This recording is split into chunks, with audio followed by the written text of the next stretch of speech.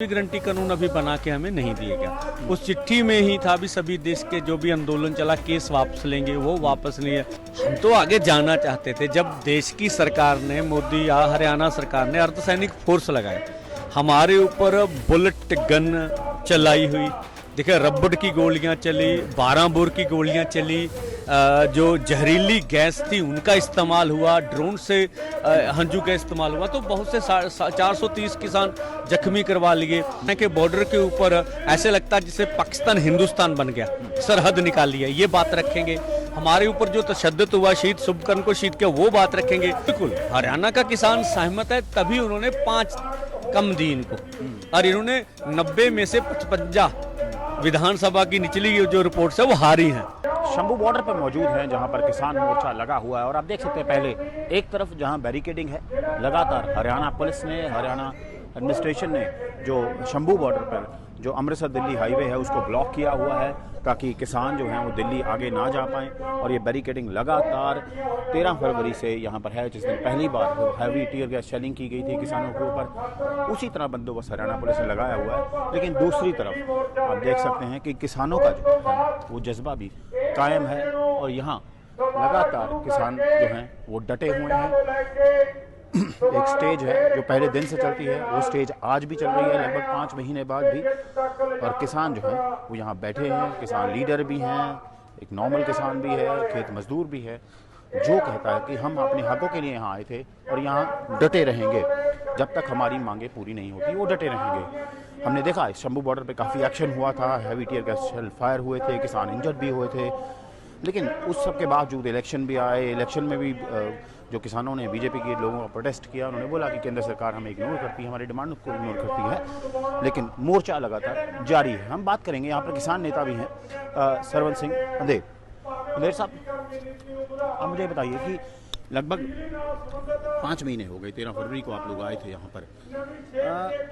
आज भी वही डिमांड्स हैं आपकी? कोई डिमांड पूरी नहीं हुई? क्या डिमांड्स हैं आपकी, पहले तो ये बताइए। हाँ, देखिए, जिस तरह से पहले दिल्ली आंदोलन में भी ये डिमांड थी, जिसके ऊपर 9 दिसंबर को खेती बाड़ी मंत्री की चिट्ठी थी हमें भी, एमएसपी गारंटी कानून बना के देंगे। तो एमएसपी गारंटी कानून अभी बना के हमें नहीं दिया गया। उस चिट्ठी में ही था भी सभी देश के जो भी आंदोलन चला केस वापस लेंगे, वो वापस नहीं है। दिल्ली सरकार का समझौता था लखीमपुर खीरी का इंसाफ देने का। इस आंदोलन में देखिए, कर्जा माफी की बात 2014 से पहले माननीय प्रधानमंत्री जी ने कही कि हम जब सरकार आएगी पहली कैबिनेट मीटिंग में हम जो है कर्ज माफी करेंगे, तो वो कर्ज माफी भी नहीं हुई। फसली बीमा योजना ये प्राइवेट कॉर्पोरेट से कराते हैं, हम कहते हैं सरकार अपने प्रीमियम से करे, वो मांग भी है। नरेगा की हमारी मांग है, इसको 200 दिन किया जाए, 700 रुपया दिहाड़ी की जाए, मजदूर की स्थिति थोड़ी और बेहतर हो सके। WTO से भारत बाहर आए, क्यों? कि उनकी जो नीति है वो बहुत बुरी है। उद्योग, जो लघु उद्योग है उसके लिए भी ठीक नहीं है, और जो खेती सेक्टर है उसको कारपोरेट अपने हाथ में लेना चाहता। वो मंडी कहता है मंडी खत्म कर दो, यहाँ खरीद नहीं होनी चाहिए।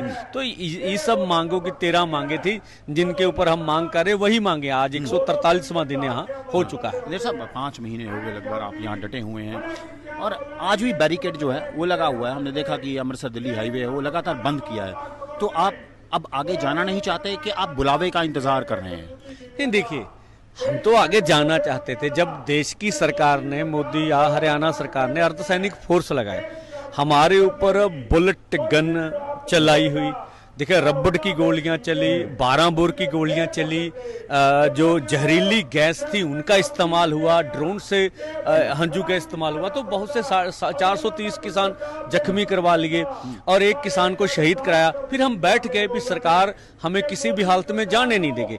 तो आज भी हमारी मांग है भी देश की राजधानी में जाके हमें प्रदर्शन किया जाए।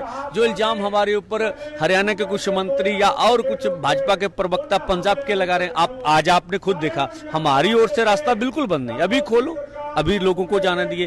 अब ये हरियाणा सरकार की जो बैरिकेडिंग है उसकी वजह से पूरा है रोड बंद पिया। साहब, आपने लोकसभा चुनाव में डट के विरोध किया बीजेपी के कैंडिडेट्स का। पंजाब में हमने देखा आपने उनको हल्कों में नहीं जाने दिया, कैंपेन नहीं कर दी, और उनका नुकसान भी हुआ। बीजेपी की पंजाब में कोई सीट नहीं आई, हरियाणा में भी 10 सीटें थी, 5 सीटें रहेगी बीजेपी, लेकिन देश में फिर भी सरकार जो है बीजेपी की बनी।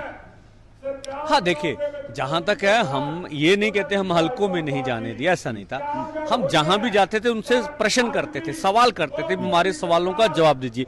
उनको सवालों का जवाब देकर नहीं, वो वीडियो वायरल करते थे पूरे देश में, ठीक है, उनका अपना काम था, हमारा अपना काम था। इस बार जो 300 से ऊपर लेके ऐसे सीटें, इस बार 240 है कि ग्रामीण भारत में आप देख लीजिए 358 सीटें थी, पिछली बार 236 थी, इस बार 165 है।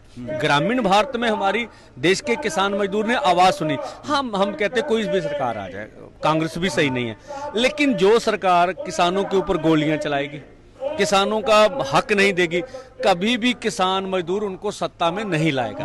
पंडित साहब, अब हरियाणा का चुनाव आ रहा है, विधानसभा चुनाव, तो उसके लिए क्या प्लानिंग है? आप उसी तरह करेंगे जिस तरह पंजाब में किया या देश में किया?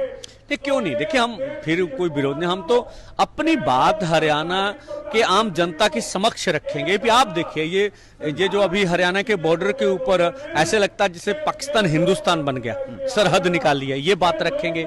हमारे ऊपर जो तशद्दुद हुआ, शहीद शुभकर्ण को शहीद किया, वो बात रखेंगे। हमारी मांगे नहीं मानी जा रही, वो बात रखेंगे। फैसला लोगों ने करना, उनको किसी ने वोट देना नहीं देना ये उनकी मर्जी है। हमारा काम है अपनी बात को लोगों के बीच लेके जाना, और जब हमारी बात सच्ची है तो लोग हमारे साथ खड़े होंगे। तो हरियाणा का किसान इस बात पर सहमत है, आपके साथ है इस पूरे इशू पे? बिल्कुल, हरियाणा का किसान सहमत है, तभी उन्होंने 5 कम दी इनको, और इन्होंने 90 में से 55 विधानसभा की निचली जो रिपोर्ट्स है वो हारी हैं। तो इस तरह महाराष्ट्र में भी होगा, कल हरियाणा में नहीं।